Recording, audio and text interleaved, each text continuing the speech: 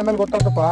₹1 petrol rate ಜಾಸ್ತಿ ಆಯ್ತು, ₹1 recharge rate ಜಾಸ್ತಿ ಆಯ್ತು ಅಂತೇಳಿ ಪ್ರತಿಭಟನೆ ಮಾಡ್ತಾರೋ ಅದೇ ಜನ ಬಾರ್ಗೋ ಮತ್ತೆ ಹೋಟೆಲ್ ಹೋದ್ರೆ ಎಕ್ಸ್ಟ್ರಾ ಟಿಪ್ಸ್ ಅಂತೂ ಇಟ್ಟೇ ಬರ್ತಾರ. ಬಟ್ ಅದೇ ರೈತ ಬೆಳೆದ ಬೆಳೆಗೆ ಒಂದ್ ₹10 ಜಾಸ್ತಿ ಆಯ್ತಂದ್ರ ಅವಕಾಶ ಮಾಡಿ ಅರ್ಧ ರೇಟಿಗೆ ತಗೊಂಡ್ ಹೋಗ್ತಾರ.